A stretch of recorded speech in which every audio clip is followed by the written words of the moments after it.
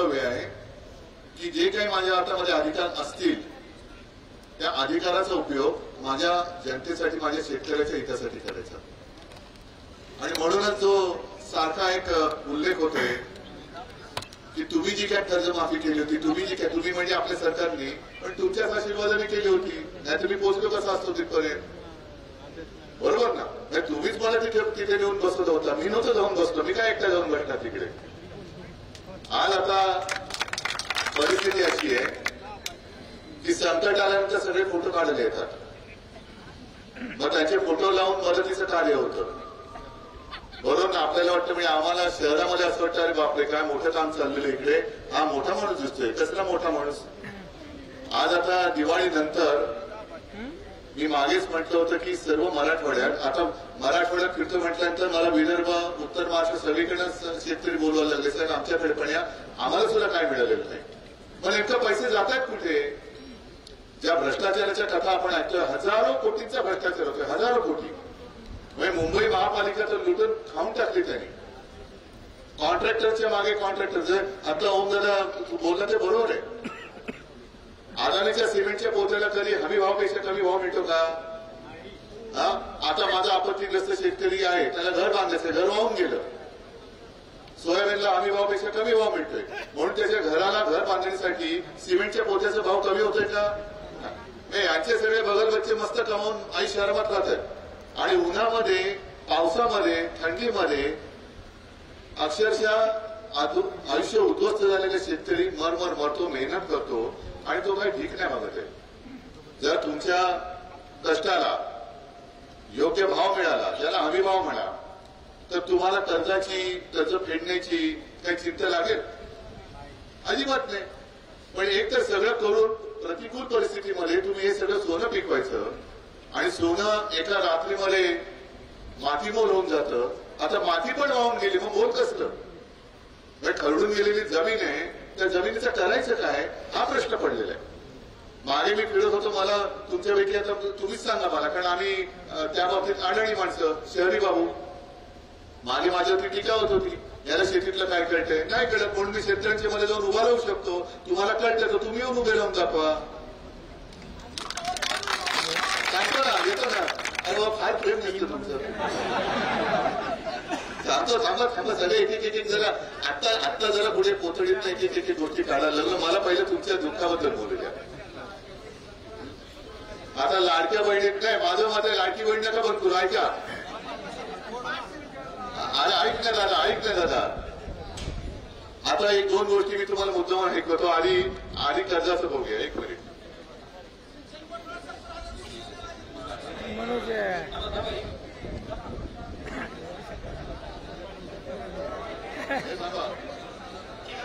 शेतकऱ्यांना पूर्ण कर्जमाफी आपण देणार आहोत.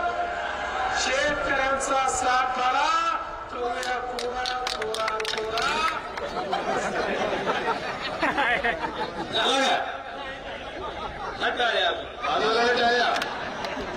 बाजूला टाळ्या. हेच तुम्हाला मी सांगतोय. जसं निवडणुकीच्या आधी शेतकऱ्यांचा सातबारा करू, कोरा कोरा कोरा. आता लोक विचारतात, शेतकरी विचारतात, आता कुठे पाण्याला चोरा. हा, मत चोरी करून सत्तेवर आलंय. तसंच माझं मत उलट आहे, लाडकी बहीण योजना बंद करू नका. पण निवडणुकीच्या आधी जे सांगितलं होतं की आम्ही आमच्या लाडक्या बहिणीला 1500 नाही तर 2100 रुपये देऊ, या नाही तर पुढच्या महिन्यापासून माझ्या प्रत्येक बहिणीला 2100 रुपये द्या. बरोबर? आमचं म्हणणं काय की आता शेतकऱ्याचं जे नुकसान झालं ते ना भूतो ना भविष्यात. असं संकट यापूर्वी मराठवाड्याच्या, मी अगदी जे वयोवृद्ध शेतकरी आहेत त्यांना मी विचारलं, त्याला आमच्या आयुष्यात कधी असं संकट आलं नव्हतं, कधीच नाही. म्हणजे आतापर्यंत मराठवाडा हा अवर्षणग्रस्त होता, थोडासा दुष्काळी माळा पाहिजे तर. पण आता जो काही पाऊस आला, काल सुद्धा फिरलो, त्यांनी मला सांगितलं नदी पात्रातनं पाण्याचे लोंढे जे वाहून आले आणि लोटच्या लोट, त्यांनी जमीन खरडून गेली, विजेचे खांब उद्ध्वस्त झाले, पूल पडले, सगळं पडलं, रस्ते वाहून गेले. आणि मी तुमच्यामध्ये येऊन तुमची व्यथा विचारताना आपल्या राज्याचे मुख्यमंत्री म्हणतात उद्धव ठाकरे टोमणे मारतात, शेतकरी कर्जमुक्त झालाच पाहिजे. टोमणे, हा टोमण्याला पण टोला जरूर मारणार, हा टोलाच मारायचा आहे. माझ्या शेतकऱ्याला हेक्टरी 50,000 रुपये मिळाले पाहिजे हा टोमणा आहे काय? हा बरं आता मी फिरतोय, मी कुठे माझं कौतुक सांगते? कर्जमुक्ती केली तुम्ही सांगताय, मी त्यावेळेला फिरलो का मिळाली की नाही मिळाली की नाही? मी नाही केला असं, कारण माझं कर्तव्य केले ते उपकार नव्हते केले. बरोबर, तेव्हा हे कसं करत होते? लाडकी बहीण सगळ्या महिलांना गोळा करायचे, मिळाले की नाही मिळाले की नाही? मग महिला पण विचार त्या त्यांनी केल्या त्यांच्या सर्व मिळाले आणि देऊन बसली मतं. पण स्वतःची टिपकी तेव्हा वाचवली या लोकांनी. आता का नाही विचारले लाडक्या बहिणींना तुम्हाला मिळतात की नाही पैसे? आता का नाही विचारले शेतकऱ्याला? पॅकेज म्हणजे 31,000 किती 800 कोटी म्हणजे आतापर्यंत इतिहासातलं सगळ्यात मोठं पॅकेज जाहीर केलं. जाहीर करायला कोणाचं काय जात आहे? पण जाहीर केलेल्या 31,800 कोटी पैकी तुमच्या हातामध्ये प्रत्यक्ष किती आले? ज्या दिवशी ते सगळे येतील त्यावेळेला मुख्यमंत्र्यांपेक्षा आनंदी मी असेल.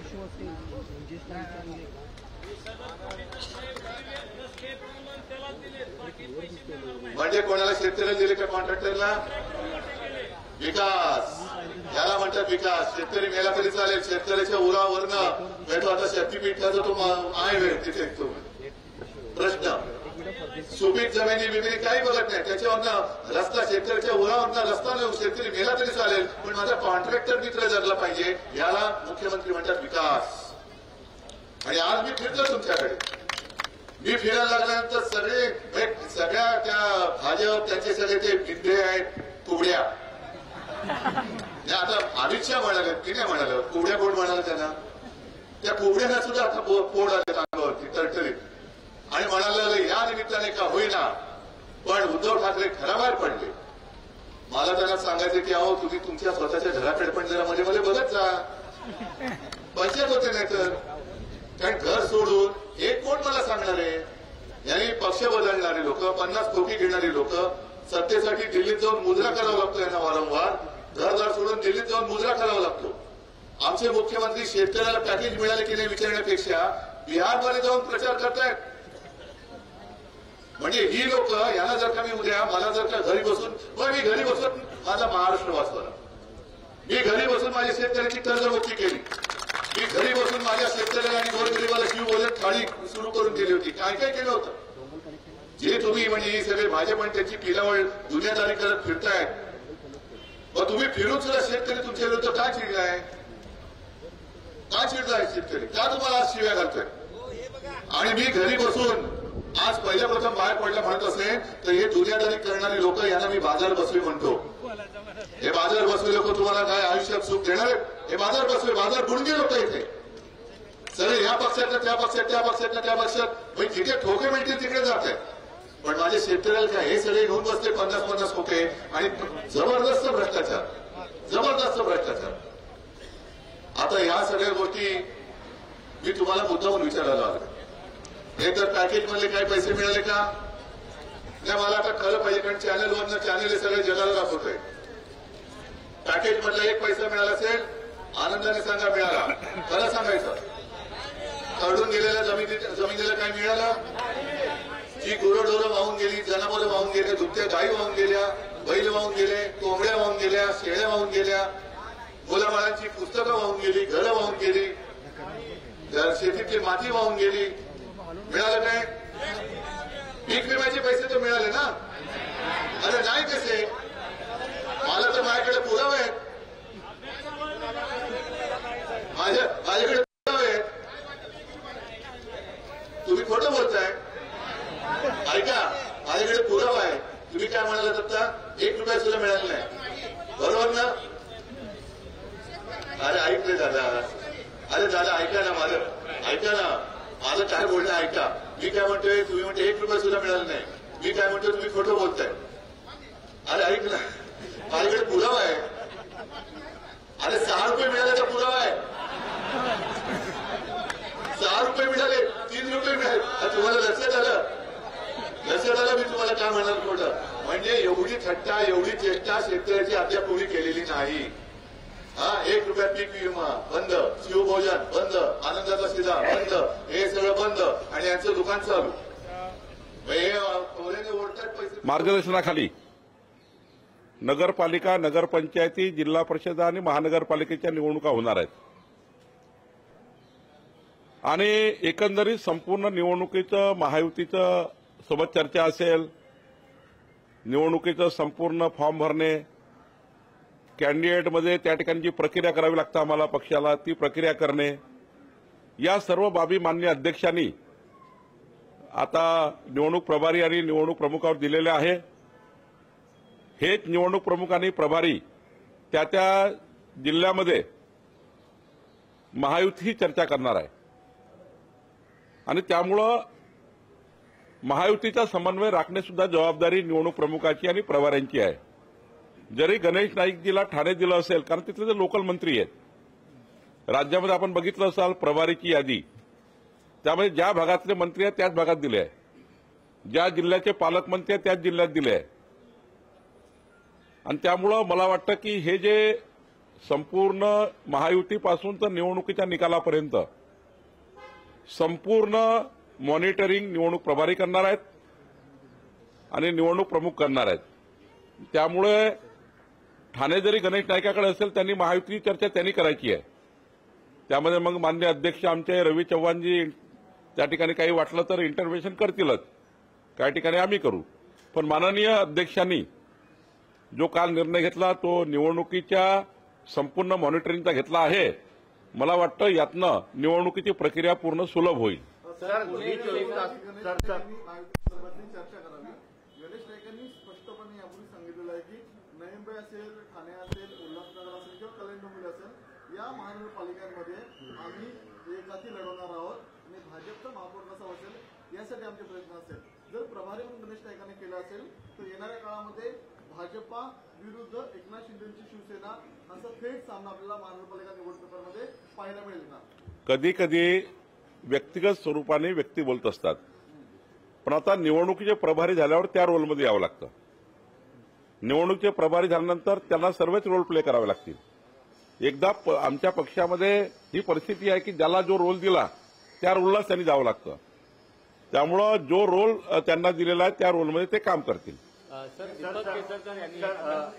पार्थ पवारांना पुण्यामध्ये जी जमीन दिली त्याच्यामध्ये जो स्टॅम्प ड्युटी आहे ती सुद्धा घेण्यात आलेली नाही आहे. फक्त 500 रुपयाच्या बॉन्ड पेपरवर ती देण्यात आलेली आहे. नेमका ह्यासाठी कुठून हे सगळं झालंय? अतिशय वायुवेगानं ह्या फायली पुढे सरकल्या आहेत. 1800 कोटी रुपयाची जमीन जी आहे ती 300 कोटी रुपयात दिलेली आहे.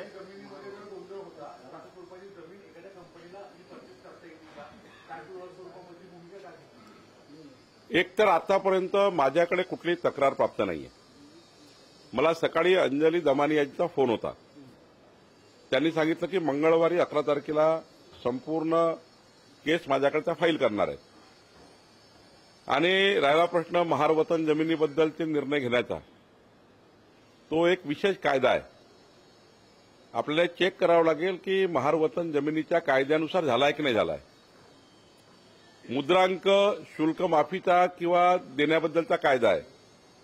उद्योग विभागाने कुठल्या सवलतीखाली त्यांना ती सवलत दिली आहे ते उद्योग विभाग तपासेल. कारण आम्ही जेव्हा MIDC प्रकल्पाच्या नावाने कुठला आयटी पार्कच्या पॉलिसीमध्ये किंवा उद्योगाच्या पॉलिसीमध्ये एखादं बेनिफिट दिलं असेल ते बेनिफिट नियमाने दिलं आहे काही उद्योग विभाग तपासेल.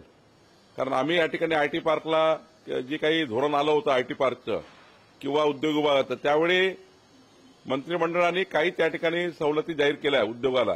त्या सवलतीमधलं ते आहे का किंवा त्या सवलतीमध्ये नाही आहे किंवा परस्परच त्या ठिकाणी काही केलं गेलं याचा नक्की पूर्ण तपास करावा लागेल असं मीडियामध्ये आलं आणि मी त्यावर बोलून दिलं. त्यापेक्षा 11 तारखेला अंजलीताई दमानी माझ्याकडे ते घेऊन येणार आहेत. त्यावर माझ्याकडे मी हिअरिंग लावेल, तपास करेल आणि प्राथमिक समजा आमच्या अधिकाऱ्यांनी महसूलच्या अधिकाऱ्यांनी महार वतन जमिनीमध्ये काही गडबड केली असेल ते मला बघावं लागेल. आणि आयटी संदर्भाने मुद्रांकाबद्दल जरी मुद्रांक माझ्याकडे आहे तरी आयटी संदर्भाने काही सवलती त्यांनी दिल्या आहेत का तेही बघावं लागेल. शेवटी जर विरोधी पक्षाने हा प्रकरण मीडियाच्या माध्यमातून दिलं असलं तरी अधिकृतपणे अजूनपर्यंत माझ्या कोर्टामध्ये किंवा माझा प्रशासकीय मंत्री म्हणून प्रभारी मंत्री म्हणून माझ्याकडे तो अजून विषय आला नाही. सरकारची जमीन आहे, सरकारनंच कशी काय विकली असा प्रश्न समोर येतो. मी तेच सांगतो की महार वतन जमिनीचा जो कायदा आहे त्या कायद्याअंतर्गत तहसीलदार, ADO, आमचे कलेक्टर तिथले त्यांनी त्या जमिनीमध्ये महार वतन कायद्याप्रमाणे सर्व कायद्यांची अंमलबजावणी केली का हे तपासण्याचे अधिकार मला आहेत. पण कुणीतरी फाईल केलं पाहिजे. सर माझ्याकडे अजून फाईल नाही प्रकरण. आता माझ्याकडे आल्यावर मला अधिकार आहेत त्या जमिनीबद्दल निर्णय घेण्याचे. कॉशी जोडीत घ्यायचे अधिकार आहे आणि प्रशासकीय अधिकारी आहेत. त्यामुळे ते करता येईल. पण जर नियमात दिली असेल तर मग मला माहिती नाही. पण राहिला प्रश्न मुद्रांकाचा, तेच सांगितलं मी. आयटीमध्ये पॉलिसी आहे का मुद्रांक माफ करण्याची? उद्योग विभागात तशी पॉलिसी करतं. आम्ही जेव्हा त्यांनी आयटी पॉलिसी केली असेल तेव्हा आयटी पॉलिसी अंतर्गत काही मुद्रांक माफी केली असेल मला त्याबद्दल तपासावं लागेल. पण दोनही केस मुद्रांक माफ का केलं आणि महार वतन जमिनी कायद्याने दिल्या का हे चेक करावं लागेल. पुण्याचे जिल्हाधिकारी यावर म्हणतात की ही जमीन अजूनही सरकारच्याच ताब्यात आहे आणि दुसरीकडे स्टॅम्प ड्युटी माफ करून ते सगळं त्यांना देण्यात आल्याचं सुद्धा माझ्याकडे तक्रार आली की मी कारवाई चालू करतो. मला अंजली दमानियाजींनी सांगितलं मी मंगळवारी येते, त्यामुळं मंगळवारी कळेल.